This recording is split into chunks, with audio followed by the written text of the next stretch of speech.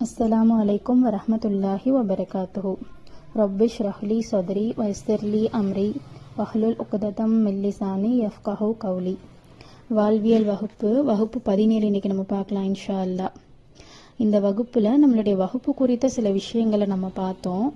அதில் முதல்ல இது அறிவுத்தளத்துக்கான ஒரு வகுப்பு கிடையாது அப்படின்னு நம்ம பார்த்தோம். இதை ஆரம்ப வகுப்புகள்லேயே பார்த்துருக்கோம். இது வாழ்வியல் முன்னேற்றத்திற்கான வாழ்வியல் மாற்றத்திற்கான ஒரு வகுப்பு அப்படின்னு பார்த்துருக்கோம். ஏன்னா வெறும் அறிவை சேகரித்து வைத்திருப்பது மனிதனுக்கு எந்த விதத்திலையும் அது மாற்றத்தையோ முன்னேற்றத்தையோ கொடுக்காது. அந்த அறிவு பயன்பாட்டிற்கு செயல்பாட்டிற்கு வரும்போது தான் மனிதனுக்கு பயனளிக்கக்கூடிய விஷயமா இருக்கு. உதாரணத்துக்கு பார்த்தா, படித்து பட்டம் வைத்திருக்கக்கூடிய ஒரு மனிதர் அவருக்கு அது வேலையை பெற்று தருமான்னு கேட்டால் அது மட்டும் அவருக்கு அந்த வேலையை பெற்று தராது. அந்த ஒரு சர்டிஃபிகேட்டை வச்சு பார்த்து யாரும் அவரை வேலையில் எடுத்துக்க போகிறதில்ல. அந்த அறிவு அவர் செயல்படுத்துவாரா, இந்த வேலையில் அவர் செயல்படுத்துவாரா, அந்த திறன் அவருக்கு இருக்கான்னு பார்த்து அதை டெஸ்ட் பண்ணி இன்டர்வியூ வச்சு தான் அவர் எடுத்துக்கிறாங்க. ஸோ வெறும் அறிவானது மனிதனுக்கு எந்த விதத்திலையும் பயன்படாது. இந்த வாழ்வியல் மாற்றத்தை ஒரு சில செயல்பாடுகளினால நம்ம முன்னேறிக்க முடியும், முன்னேற்றத்தை அடைஞ்சு கொள்ள முடியும் அப்படின்னு நம்ம பார்த்தோம். அது நம்ம மாணவர்களுடைய ஒரு அனுபவங்களை வைத்து நம்ம பார்த்தோம். முதல் விஷயமா நன்றி செலுத்தக்கூடிய ஒரு பழக்கம்.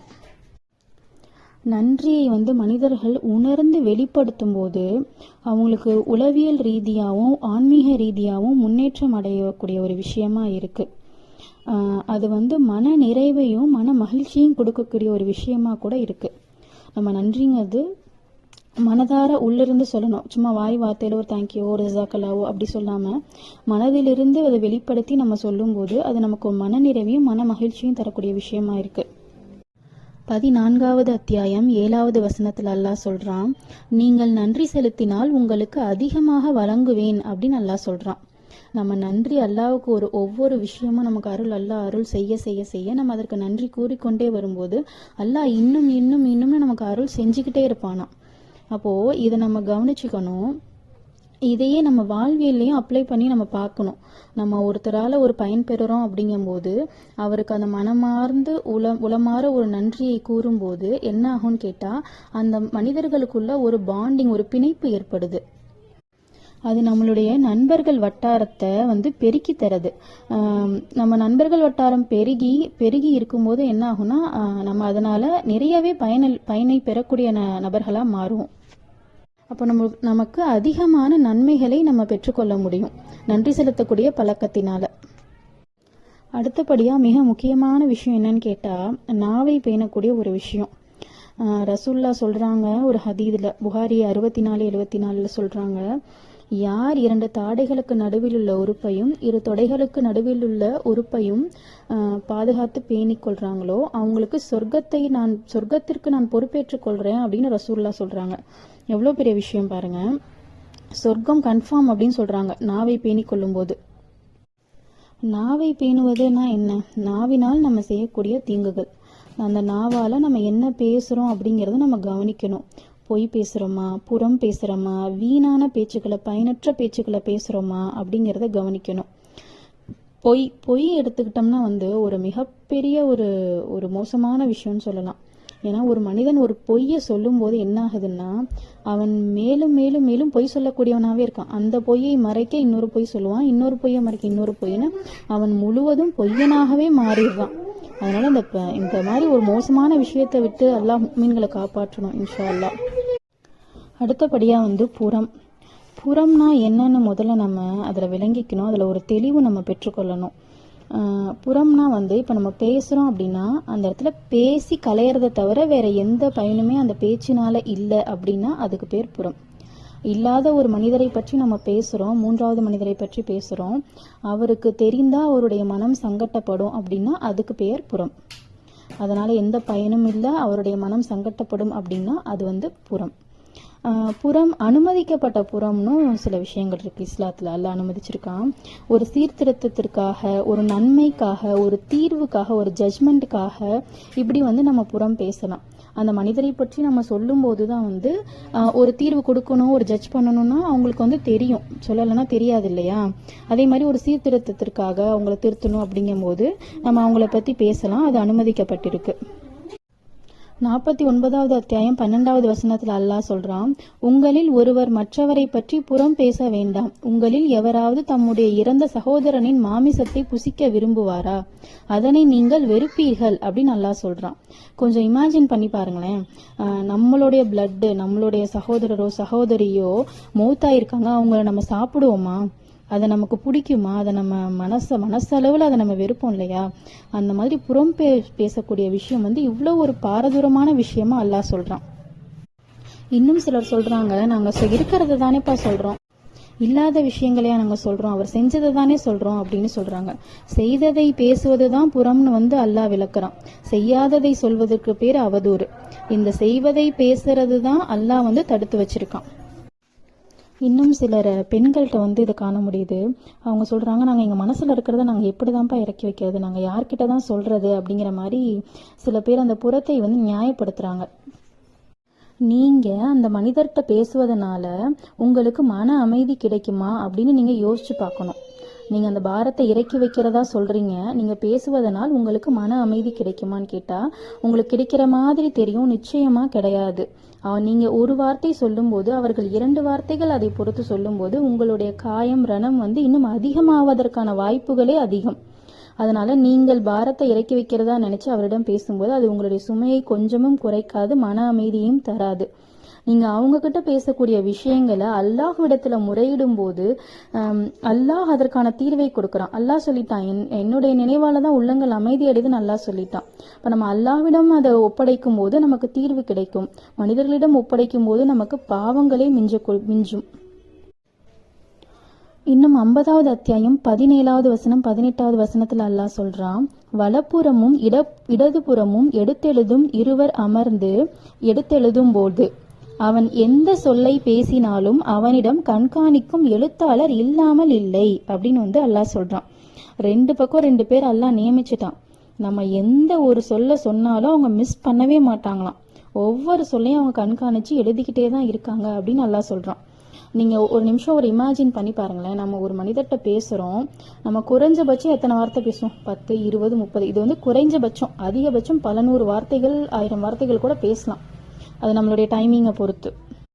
அப்போ பக்கத்துல ஒருத்தர் நின்று நம்ம பேசக்கூடிய ஒவ்வொரு வார்த்தையும் எழுதுறாருன்னு வச்சுக்கோங்களேன். ஒவ்வொரு சின்ன சின்ன வார்த்தையும் ஒரு நோட் பண்றாரு. அப்ப நம்ம எப்படி பேசுவோம், எப்படி நடந்துக்குவோம் நீங்க நினைச்சு நம்ம அதை இமேஜின் பண்ணி நம்ம கற்பனைக்குள்ள அதை கொண்டுட்டு வந்து நம்ம நிறுத்தணும். அப்படி நிறுத்தும் போது நம்ம நாவை கட்டுப்படுத்தக்கூடிய ஒரு விஷயமா இது அமையும், இந்த கற்பனை வந்து.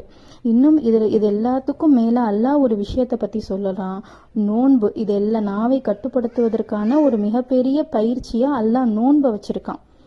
யாராவது சண்டையிட்டால் நான் நோன்பாளி என்று கூறி நாவை கட்டுப்படுத்தி கொள்ள வேண்டும் அப்படின்னு அல்லாஹ் வந்து ரசூலுல்லாஹ் வந்து சொல்றாங்க ஹதீஸ்ல. அப்போ யாராவது சண்டைக்கு வராங்கல்ல, சண்டை போடுறாங்க அப்படின்னா நான் நோன்பாளி என்று நம்ம முதல்ல நமக்கு சொல்லிக்கணும். நான் நோன்பு வச்சிருக்கேன், நான் வந்து கட்டுப்பாடா இருக்கணும், நான் இதெல்லாம் பேசக்கூடாது, தவிர்த்துக்கணும் அப்படின்னு நமக்கு நாமே வந்து சொல்லிக்கொள்ளணும் முதல்ல. அந்த பயிற்சி வந்து நம்மளுடைய சுய கட்டுப்பாட்டை வந்து முன்னேற்ற உதவும், நாவையும் பேண உதவும். அடுத்தபடியா பிரச்சனைகள், இழப்புகள், துன்பங்கள் போது மனிதன் எப்படி நடந்து கொள்றான் அப்படிங்கறத நம்ம பார்க்கணும். நமக்கு ஒரு துன்பம் வந்துருச்சு, பிரச்சனை வந்துருச்சுன்னா நம்ம எப்படிப்பட்ட மனிதர்களாக பெரும்பாலான மனிதர்கள் இருக்கோம்னு கேட்டா புலம்பக்கூடியவர்களாகவும் ரொம்ப புலம்பக்கூடியவர்களாகவும் ரொம்ப கவலைப்படக்கூடியவர்களாகவும் தான் இருக்குமே தவிர நம்ம எல்லா சொல்யூஷன்ஸையும் தேடி அலையிறோம். மனிதர்கள்ட்ட எங்க சொல்யூஷன் கிடைக்குமோ தேடி தேடி தேடி அலைந்து விட்டு கடைசியில ஒரு சொல்யூஷனுமே கிடைக்கலங்கும் போது ரப்பு தாண்டா சொல்யூஷன், அல்லாட்ட தான் முறையிடுறேங்கிற மாதிரி மனிதர்கள்ல பெரும்பாலான மக்கள் வந்து வந்துடுறோம், அந்த ஒரு நிலைக்கு வரும். இது வந்து தவறு. நம்ம என்ன செய்யணும், துன்பம் ஆரம்பிக்கும் போதே அல்லாட்ட போய் முறையிட்டுறணும். 20வது அத்தியாயம் சூரா தாஹால 124வது வசனத்துல அல்லாஹ் சொல்றான், எனது போதனையை புறக்கணிப்பவனுக்கு நெருக்கடியான வாழ்க்கை உண்டு அப்படின்னு வந்து அல்லாஹ் சொல்றான். இந்த பிரச்சனைகள்லாம் நடக்கும்போது நம்ம ஒரு நெருக்கடியான வாழ்க்கையை வந்து ஃபீல் பண்றோம். அந்த வாழ்க்கை ஏன் வருதுன்னு கேட்டா அல்லாஹ்வுடைய போதனையை புறக்கணிக்கிறதுனால தான் வருதுன்னு அல்லாஹ் சொல்றான். இன்னும் அது அரபியில படிச்சோம்னா ஜிக்ரி அப்படின்னு போட்டிருக்கு. ஜிக்ரிங்கும் போது நமக்கு தெரியும் அல்லாஹ்வின் நினைவுங்கிறது நமக்கு நல்லாவே தெரியும்.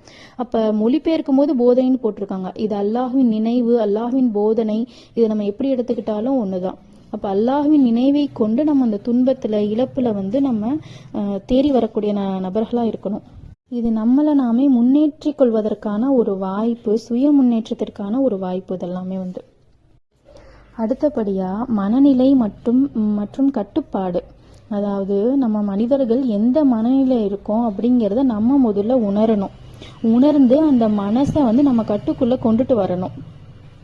அதாவது நம்ம நல்லா உணர்ந்து நமக்குள்ளவே நம்ம பேசிக்கணுமா. செல்ஃப் டாக் அப்படின்னு ஒரு விஷயம் வந்து சொல்லப்படுது. அப்படி இல்லை நீ இது தப்பு பண்ற, இல்லை நீ இப்படி இருக்க, இல்லை நீ இதனாலதான் டென்ஷன் ஆன, இல்லை நீ இந்த மாதிரியான தவறுகளை செஞ்சுட்ட அப்படின்னு சொல்லி நம்மளை நாமே உணர்ந்து நமக்குள்ள நாமளே பேசிக்கொள்ளும் போது நம்மளுடைய மன கட்டுப்பாட்டை வந்து அது வலுப்படுத்துமா. அது என்ன பண்ணும்னா மனம் ரிலாக்ஸ் ஆகிறதுக்கும் உளவியல் சமநிலைக்கும் அது உதவுன்னு சொல்றாங்க. இன்னைக்கு பல பேர் வந்து இன்னைக்கு டிப்ரெஷனுங்கிற ஒரு வார்த்தை வந்து ரொம்ப நார்மல் ஆயிடுச்சு. 2வது படிக்கிற ஒரு பிள்ளை கூட ஈஸியா சொல்லுது எனக்கு டிப்ரெஷனா இருக்கு அப்படின்னு சொல்லுது. அந்த டிப்ரெஷனுக்கு போறவங்க எல்லாம் என்ன சொல்றாங்க, நான் ரொம்ப தனிமையா உணர்றேன், எனக்கு யாரும் இல்லைன்னு உணர்றேன் அப்படிங்கிறாங்க. அவங்களை சுற்றி எல்லாரும் இருப்பாங்க, எல்லாத்துக்கும் மேல ரப்புல் ஆலமீன் ஒருத்தர் இருப்பான், அவங்க அதை கண் கொண்டு பார்க்கறது இல்லை, அவ்வளவுதான். இன்னும் மேற்கொண்டு இதுல என்ன சொல்லப்படுதுன்னா முக்கியமான விஷயம் செல்ஃப் டாக் அப்படிங்கிற ஒரு விஷயம் சொல்லப்படுது. தனக்கு தானே பேசிக்கொள்வது. இல்ல உன்னால முடியும், இல்ல நீ இது செய்யறது தப்பு, இல்ல இதை நீ செஞ்சிருவ அப்படின்னு நமக்கு நாமே நம்பிக்கை ஊட்டக்கூடிய ஒரு விஷயமா அந்த செல்ஃப் டாக் அப்படிங்கிற ஒரு விஷயம் அமைஞ்சிருக்கு. இந்த விஷயம் என்ன பண்ணும் அப்படின்னு கேட்டா கஷ்டங்களை வந்து நம்பிக்கையுடன் எதிர்கொள்றதுக்கு ஒரு முயற்சியா இருக்குமா.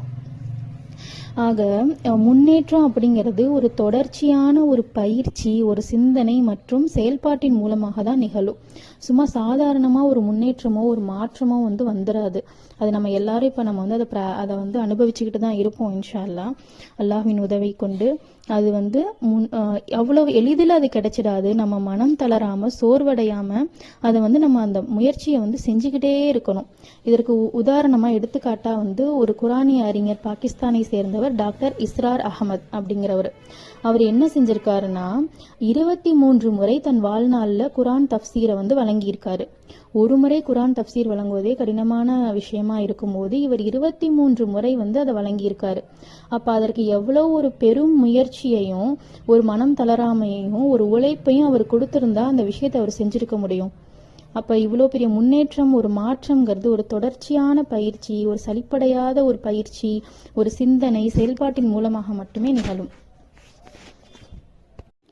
அடுத்தபடியா வந்து நம்ம அல்லாஹ்வின் பெயர் ஒன்று பார்ப்போம். ரப்பு அப்படிங்கிற ஒரு பெயர்.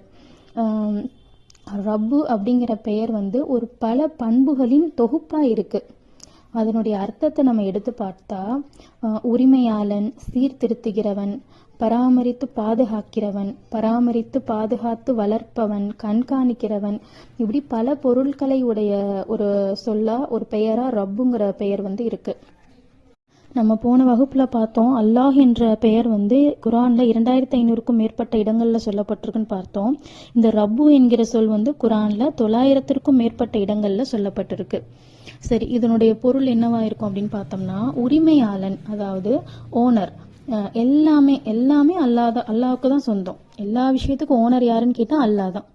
அந்த உரிமையாளன் அப்படிங்கிற ஒரு பெயரை பெற்றிருக்கு பொருளை பெற்றிருக்கு. அடுத்து சீர்திருத்துகிறவன், அதாவது சீராக பராமரித்து பாதுகாப்பவன். ஒரு விஷயம் வந்து வளருது, அதுல ஒரு கோளாறு இருக்கு அப்படிங்கும் போது அதை ஒரு சீர்திருத்தி கொண்டுட்டு வர்றது, அதை சீர்திருத்துகிறவன். அடுத்து பராமரித்து பாதுகாக்கிறவன், பராமரித்து பாதுகாத்து வளர்ப்பவன். அடுத்து கண்காணிக்கிறவன். ஒரு விஷயம் வளருது அப்படிங்கும் போது அந்த வளர்ச்சியை அப்படியே நம்ம விட்டுறாம அது எப்படி வளருது என்ன ஏதுன்னு கண்காணித்து கொண்டே இருக்கிறது, செயல்பாடுகளை கண்காணித்து கொண்டே இருக்கிறது. இது எல்லா பண்புகளுடைய ஒரு தொகுப்பு தான் ரப்பு. உதாரணத்துக்கு நம்ம சொல்லணும்னா ஒரு விதை போடுறோம், அந்த விதை வந்து செடியாகி மரமாகி நிக்குது இல்லையா, அந்த ப்ராசஸை நம்ம எடுத்துக்கலாம்.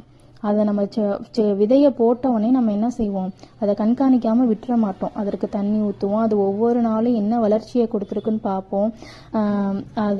அதை பராமரித்து பாதுகாத்து வளர்ப்போம் இல்லையா. ஒவ்வொரு நாளும் வளர்ச்சியை பார்ப்போம். சீர்திருத்துகிறவன் அப்படின்னா அதில் ஏதாவது பூச்சிகள் வருதா அப்படின்னு சொல்லி அதை சீர்திருத்துவோம். அதுக்கான மெடிசின்ஸை கொடுப்போம். உரிமையாளன், அந்த செடிக்கு யாரோடது அப்படின்னு கேட்டால் நம்மளோடதுன்னு சொல்லுவோம். அந்த மாதிரியான உரிமையாளன் அல்லாஹ் எல்லா விஷயத்துக்கும்.